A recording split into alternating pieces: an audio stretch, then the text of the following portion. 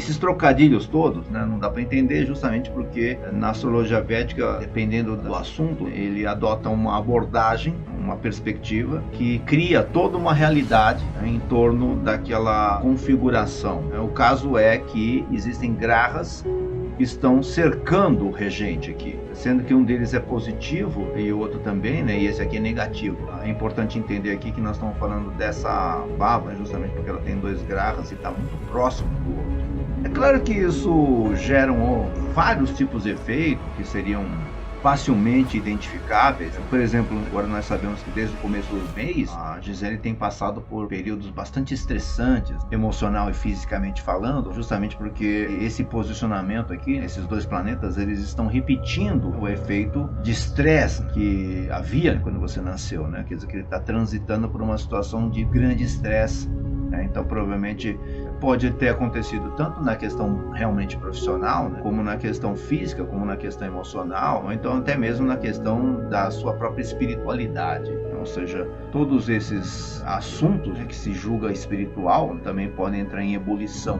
Por que é difícil entender as coisas que nós estamos falando aqui? Porque a observação ela é externa. Seria como se a gente estivesse olhando de um lugar um pouco mais alto, né, um pouco mais elevado, né, e olhando lá para baixo, né, e está vendo tudo acontecer. Mas as pessoas que estão lá embaixo, elas estão se batendo, né? Elas estão disputando, estão brigando lá, estão vivendo as suas vidas lá, envolvidas com os seus interesses, né? Então elas não conseguem enxergar a si mesmas, elas não conseguem porque elas estão dentro de um turbilhão. Mas as pessoas que estão do lado de fora e olhando a uma certa distância, elas enxergam a coisa sob uma outra perspectiva, uma perspectiva mais amplificada, uma perspectiva mais ampla. E aí isso faz com que você veja o quadro todo. E a pessoa que está lá no turbilhão, né, defendendo seus interesses, seus desejos, né, e tudo mais, acaba ficando envolvida por aquilo.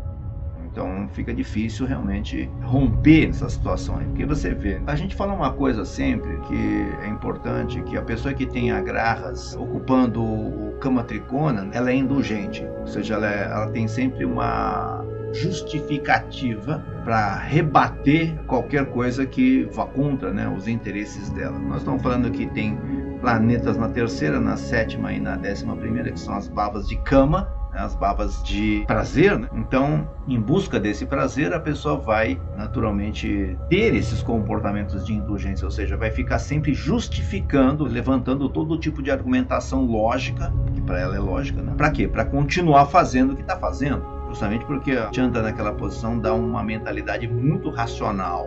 Pessoas que são racionais, né, elas tentam fazer o quê? Racionalizar, ou seja, explicar tudo. E aí, claro que a pessoa vai justificar justamente para continuar agindo da forma como ela sempre agiu. Então isso faz com que a pessoa não consiga sair desse paradigma. Ontem mesmo eu vi um caso desse.